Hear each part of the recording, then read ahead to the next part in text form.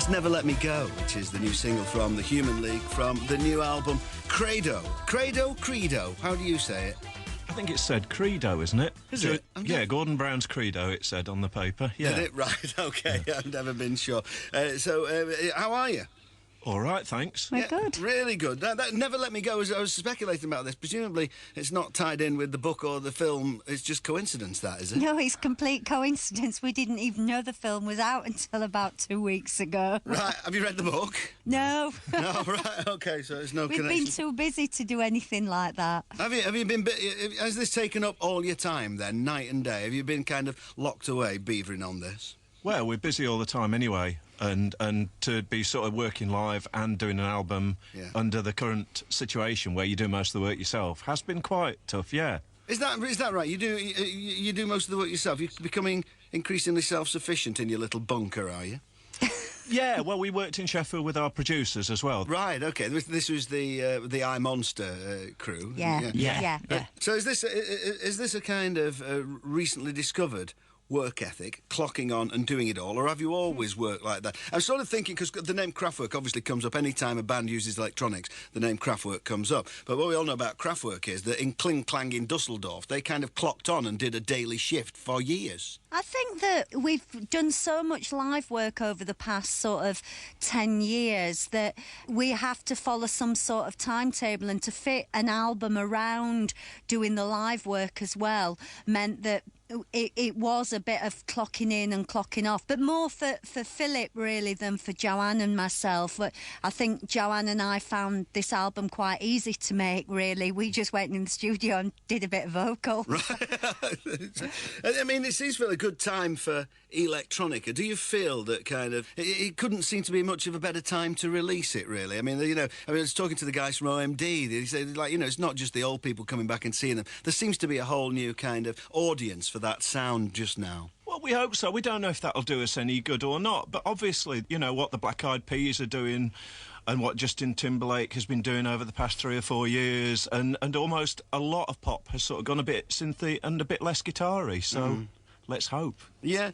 I was thinking about this. I was reading an article about you at the weekend. I think, was it a Paul Morley thing? Was. Was it in The Observer? Susan, it was you who said it. That, I mean, the Human League has always challenged the idea of what a pop group is. But you've ended up with a lineup which is singer, 2 of you who've never written a song before, and sort of no one who can really properly play an instrument. I think I'm paraphrasing you. I know, that's why we're brilliantly wonderful, paraphrasing Paul Morley as well. We don't really know why it works, and it has worked for so long. I think partly none of us wanted to be in a pop group. All 3 of us fell into it, and I don't know why it works. It does. We love the music, we believe in the group, and we believe that even in this day and age we've got something to offer, and we can't do anything else, really. Right. And right at the beginning, Phil, I mean, did you not want to be a pop group? I know you wanted to challenge what a pop group was, but did you not want to be a pop star? No, I sort of thought that people in pop groups are a bit stupid. I really like pop music, and I think if anyone says, why have you lasted a long time, I think it's because we really loved Japan and Mark Bolan and Daft Punk and things, and that's what kept it going. But I thought that Mick Jagger just looked a bit daft, pulling faces and jumping up and down on stage. Right. Although I really like the Rolling Stones music. Right, yeah. So you never fancied yourself as method frontman?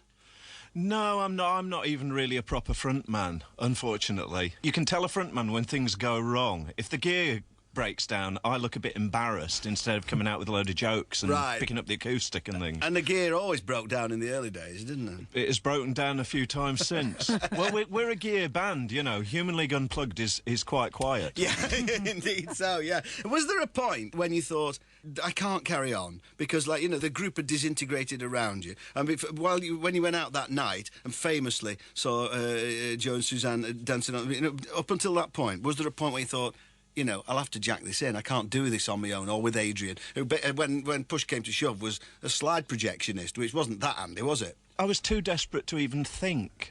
I just thought I was going to look like a complete fool. So it was just madness. And for the next 10 years, it was just madness. It's only lately that we've sort of settled down and thought about what we're doing. Right, OK. I mean, when you look back at that night when you were famously recruited to the band, Is it true or is it not true that you already, on that night when you were approached by Phil and Adrian, that you had already bought tickets to go and see the Human League later on that tour? Is that right? One of our friends at school had arranged a sort of coach trip to Doncaster, and we'd bought tickets. We did manage to sell them, fortunately. You know, us Yorkshire folk, we like to get our money's worth. Did you take a lot of convincing, or was it like, well, yeah, great, let's do it?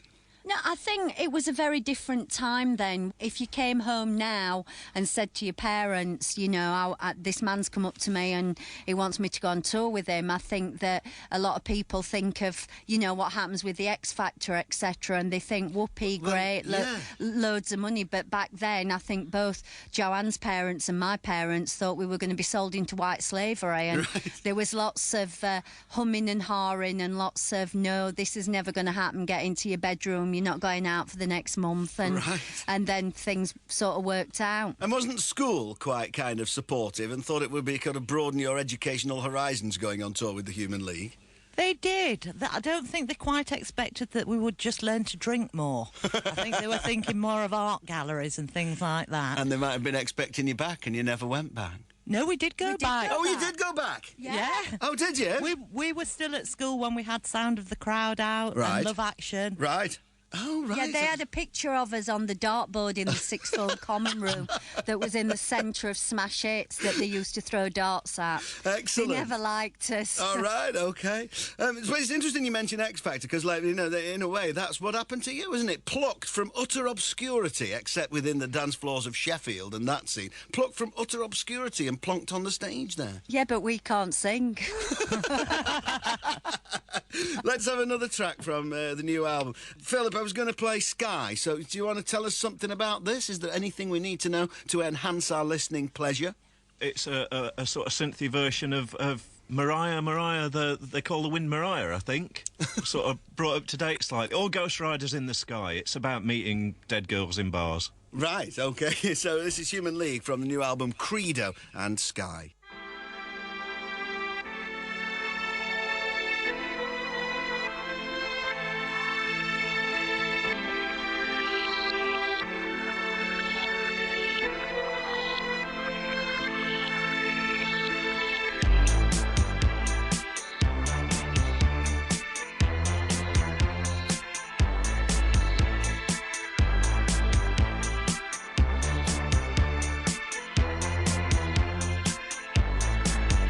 And after such a blazing day, at last the breeze began to play.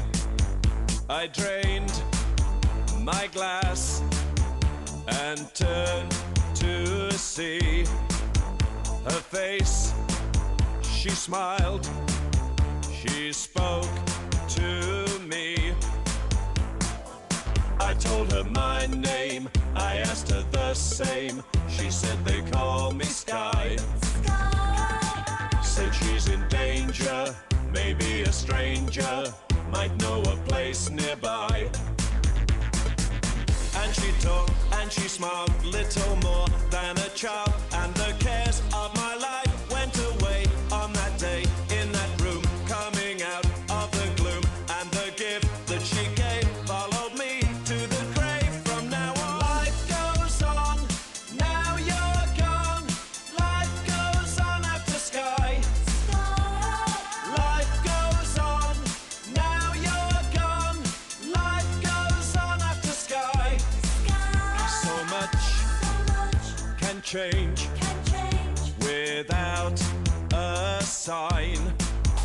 A twist of fate, two worlds align. The words were spoken, all bonds were broken, the wind began to sigh. The heat of daybreak, the precious keepsake, too soon the last goodbye. And the depth in her eyes calmed the rage of the skies, for the day of my birth was her last day on earth. Like a bolt in the night gives a moment of light, I could see what had gone, what must be from now on. Life goes on,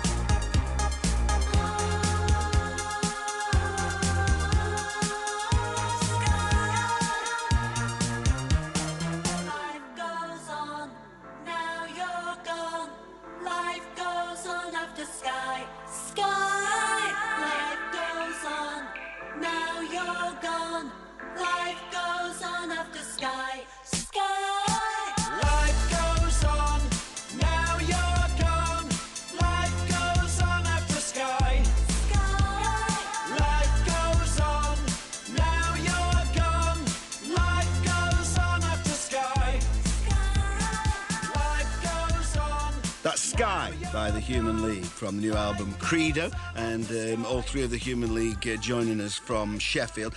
Philip, you know, with writing with electronics and writing with machines, is the challenge always to sort of bring that kind of humanity in that people might expect of kind of a folk song on acoustic guitar or something like that? I think it makes the humanity easier because the background is so steady and programmed. You're going to sound more human singing against it. I think that was the idea in the first place. You know, it's funny, everyone thinks we were sort of based on Kraftwerk, but we were really based on Donna Summer, I Feel Love. That was a much more important sort of influence, and what Marauder does is more about what we do than the sort of German model. I think quite early on we decided not to be science fiction-y, and to be more personal. But at the start, really, we were like everyone else, alienated synthesis, locked in our cars in a concrete jungle, wanting to go through the underpass. So, but just through the years, pop is more about communication anyway. I think it's just about anyone, anywhere, knowing that someone else halfway around the world probably is feeling as upset as they are that day. How do the songs begin? You know, do you start with a kind of groove? Do you program something and that inspires something, or do you start with the words? The lyrics and the tunes of the lyrics always come last. Right. I really like Horrible Noises. We started out listening to Walter Carlos and people like that. Yeah. But we realised that we weren't going to sell a whole load of records unless they turned into songs. But we did also really, really like pop music. I grew up and it was like pop music saved my life. Listening to David Bowie and Roxy music, that was the only thing that got me through my adolescence. Yeah. So we were locked onto that song thing as well. Yeah, all right. Was it the same kind of influences for you, Joanne, Suzanne? Was it the same? Were you kind of Bowie era as well, or were you a bit too young for sort of being full on for that? No, we were definitely Bowie. Yeah. And Susan and I were also very big Gary Newman and Japan fans. Right. We used to travel far and wide to see Japan, especially. Right. I mean, I also, you know, I remember going to see Saturday Night Fever and listening to the Bee Gees for possibly the first time, and just, you know, that blew me away. I love that sort of disco. Yeah. What happens now? I think I was reading that article as well, Susan. That you know, you in particular have a real hatred of that sort of revivalist circuit. You kind of found yourselves on for a while. Well, I'm fantastically intolerant, aren't I, apparently? You know, I still think of the Human League as making new music, and I know that we went through a 10-year period of not doing anything. But, you know, we all have to do things for money sometimes, and that's what we do. And to be fair, they have kept us going for a long time. Yeah. Also, I just want to say something here. We haven't spent 10 years doing revival tours. No. I think we've done 2. Yeah. And as Susan said, they were for the money. Sure. But I don't want people to get the wrong impression that that's all we've been doing. We mainly have been doing our own shows around the world. Sure. Yeah, absolutely. Yeah. What else do you do then? When you've talked about working, you've talked about, you know, all the time you spend in the studio. You in particular, Phil. What do you like spending your time doing? My girlfriend's a sort of veggie animal rights type, and she said we'd better rescue a dog. So I spend a lot of time wandering around the woods of Sheffield, hoping that I won't get into a big dog fight anywhere. Right, yeah. Okay. Yeah, what kind of dog have you got? He's a big hound. Right. He weighs 6.5 stone, but he's really, really nice. So that's the only other thing I do apart from music. Is now, it? Really. Walk through the woods apart with from listening to Count Arthur Strong, of course. Of course. With whom I'm obsessed. Well, he is a seminal comic genius. I think Absolutely. we're all clear on that. And Susan and Joe, what do you spend your time doing when you're not being Human League? Well, I think just sort of quite bog ordinary things, really. Yeah. I've got a 13-year-old boy, so I'm sort of mum taxi half the time. Is he taller than you? Oh, he's way taller than me. He's about as tall as Philip, nearly. Is he? Right. Yeah. And I just drink Carver. Right, OK. I think it just flashes in these kind of, you know, inscrutable characters of the Human League by knowing what you get up to when you're on stage. We asked you to pick a record to finish off, something that you've admired from someone else, and I don't know whether this is a kind of collective choice or an individual. Oh, it is, yes. Is it? OK, what have you chosen and why? It's Niles Barkley with Crazy. It's just, if you've you've sort of been in a synth band for 30 years, you're just watching to see if people can be doing proper programmed pop still, and this is just a great synth record. It's as simple as possible, but it's fantastic. And great voice. And as you would say, it puts a banging donk on it. It certainly does put a banging donk on it. Well, listen, lovely to spend some time with you, and congratulations on the new record, and we hope to see you sometime soon. All right, Thank thank you. you. Thanks.